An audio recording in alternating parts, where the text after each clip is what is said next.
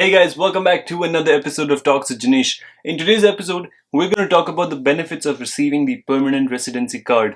Now, as an international student, it is most people's dream to come to Canada and receive their permanent residency. Once you receive this, you don't have the stress of, the work permit, the study permit, the visas, immigration. You don't have any stress of that. You can come into Canada as and when you like, as frequently as you like, and you can stay here for as long as you want as well. Most international residents come here as a student.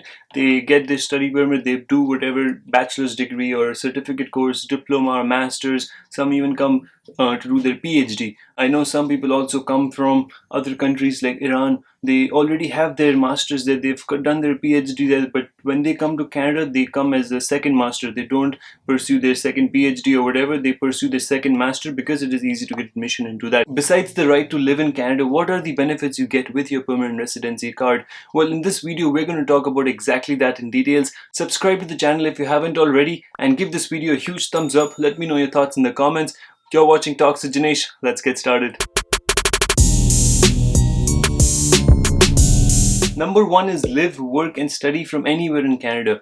When you come here, no matter which province you go to just to begin your studies, once you get your PR card, you can go to anywhere in Canada in any of the 10 provinces and you can continue your further education or just get a job and live there, live anywhere in Canada. That is one perk you get. The second thing is you start to pay the domestic fees. As an international student, you're paying sometimes twice or even thrice or even more than that the fees of a domestic student. So when you get your PR card, you're no longer an international student, you are considered a Canadian, and therefore you pay the regular domestic fees that is there in the province. If you have done a bachelor's degree, you have got some work experience, and then once you receive your PR card, you would like to continue to do a master's, or if you've done your master's, you want to further on do a PhD or an education degree or whatever, become a teacher or a professor, then you need to do an education degree. So for that, once you have your PR card, you only pay the domestic fees and therefore it helps you financially. That is the point that is well known and many people already know that. You get the rights of a citizen. Even though you have a PR card, you get almost every single right that a citizen has in Canada with your PR card, except for one, that is vote. You cannot vote in Canada without the citizenship. So you can only vote once you receive your citizenship, and besides that, you get all of the rights that a regular citizen would get. You would get that as well. Now this would make a huge impact. For example, the biggest benefit is your health insurance. You don't have to pay anything for your medical bills. If you want to see a doctor, that is covered. Your medicines, that is covered. If you have a big operation or anything like that, that is also covered. I hope you never have to take any surgeries and stuff, but that is covered. Now in India, surgeries and operations, that is very expensive, right? That lakhs and lakhs of rupees, and then you can afford an operation that big. But here all of that is covered. That is why Canada's healthcare is so popular worldwide, where most people want to come to Canada just because of its healthcare as well. And the other thing is the education. I'll get into the education in a second, but the healthcare is a significant factor where once you come to Canada, you got your PR card, pretty much stress free. Now two things that are not covered is your dental and your eyes. Now if you have spectacles, if you have eyewear and stuff, those are expensive and those are not covered unless again you go through the different private insurances and stuff. So most people, what they do is in India only, they get the proper treatments and proper stuff done. They get good quality glasses and stuff because it's very cheap there, and then they come over here and bring extra pairs of glasses as well. So if you are coming here, you can do that because glasses here are expensive. Lenses also are pretty expensive here, so if you like lenses, you don't like the physical glass itself, you can wear that.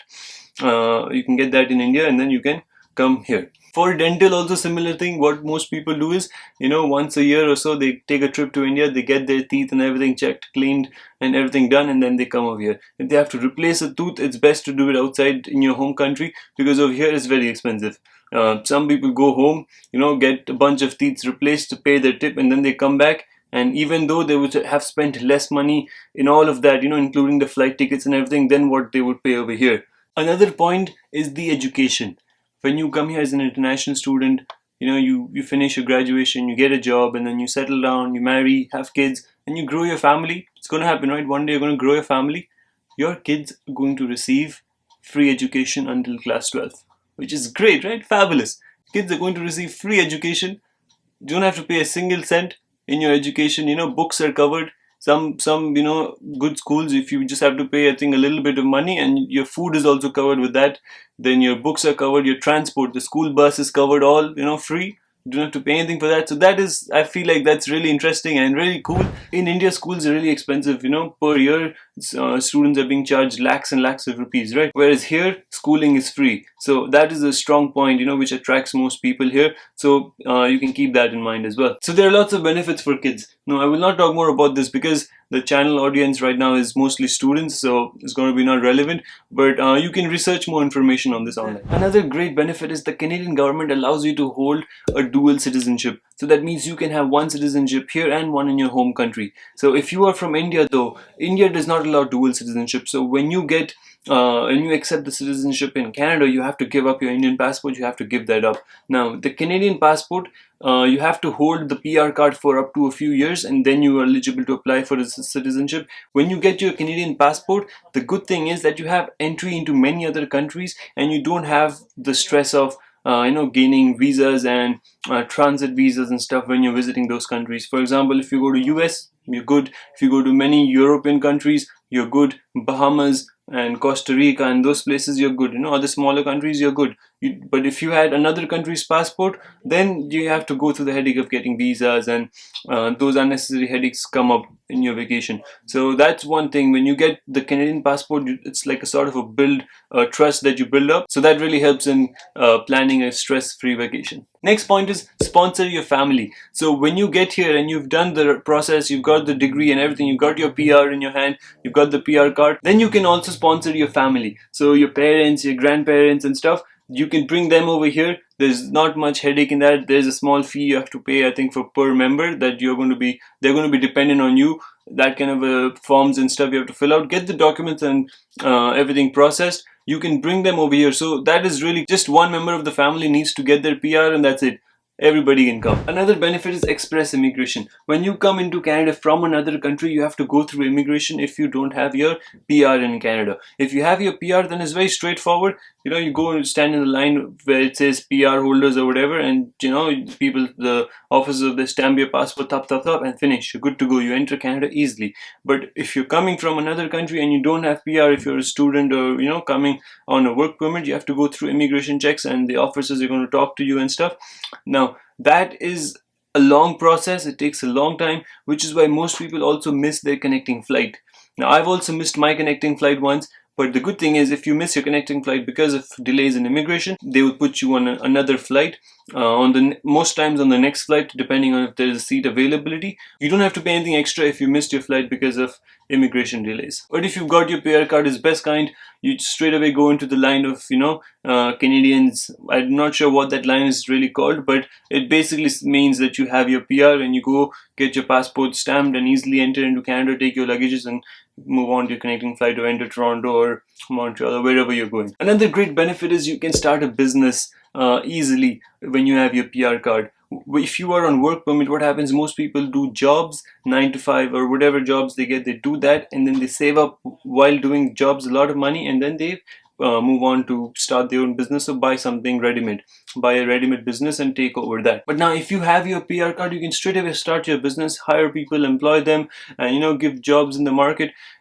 There's loans also available from different banks here, and it's very easy to get a loan, especially if you have your PR card. Now I will tell you this about house as well. If you're planning to buy a house here, it's a bit of tricky when you are an international student, but when you have PR, it's a lot easier. So I've been looking into buying houses here just as an investment property in this province, Newfoundland and Labrador itself.